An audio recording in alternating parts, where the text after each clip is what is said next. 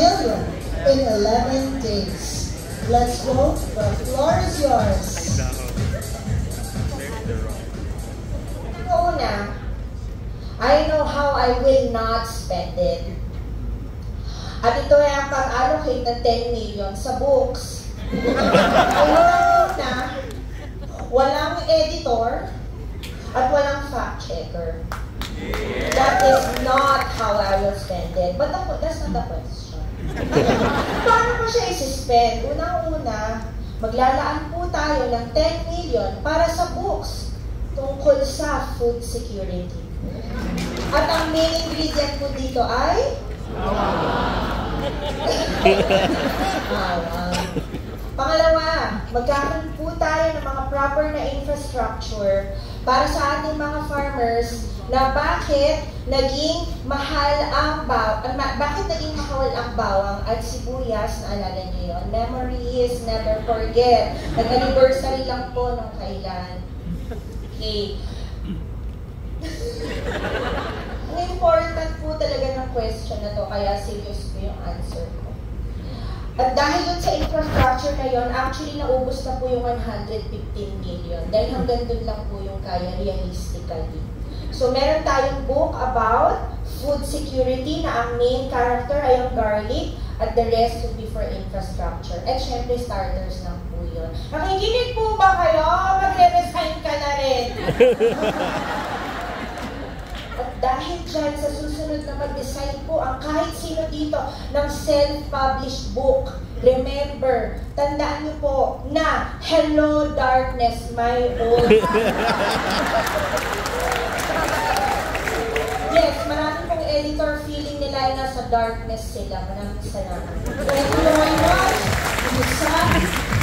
Our next question is for Boy Bawang, contestant number 4. Your question is, if you were to bring one dish for Noche Buena, what would it be and whom you'll share it with? Let's go, Boy Bawang. Ang dish ko na dadalhin ko ay aglio olio. But with Boy Bawang. Medyo mahal nga po minsan din po kasi talaga yung totoong bawang. Kung gagamit po ang totoong bawang, mahal po yun. So, bibili lang po ako ng pakete ng maraming Boy Bawang dahil para naman po sa akin, libre naman po yun. Ako din po gumagawa tuwing gabi. So, yun po ang dadalhin ko, aglio olio, pero with Boy Bawang at aking pong i-share yun with Santa Claus. Wala lang. Kasi alam po kung pagod po siya, marami po siya binibigyan ng mga regalo. So why not po mag-share po kami ng aglio olio at tatawagin mo aglio lolo. At habang kumakain po kami at sinasalutan namin ang Pasko, sasabihin ko po sa kanya, Santa, ito po ang wish ko para sa inyo. Hindi ko kayang tanggapin na mawawala ka sa akin. Bakit kasi tuwing Christmas ka lang nagpapakita? Thank you very much, Boy Bawang. Big contestant number 1, this is your question. If you are going to be a Christmas character, who would you be and how would you make it better? The floor is yours. Thank you very much, Judge, for a very holiday question. Kung ako po ay magiging Christmas character, ang gagawin ko pong character ay ang manger mismo. Dahil how will I make it better?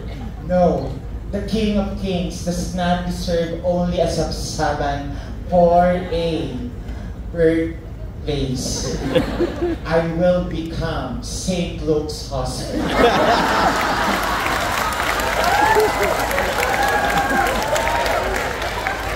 After all, akala po natin ang bawang ay maliit lang ng ingredient, pero ito po ang nagpapalasa sa adobo. It is small, but it is great. St. Luke's was just once a simple hospital along E. Rodriguez.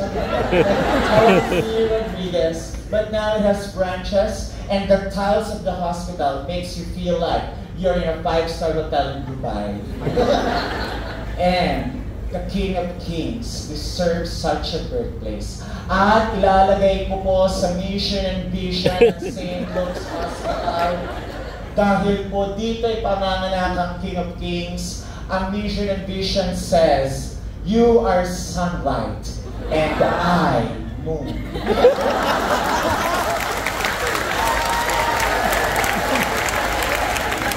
The King of Kings is indeed brilliance, and the St. Luke's Hospital reflects that brilliance.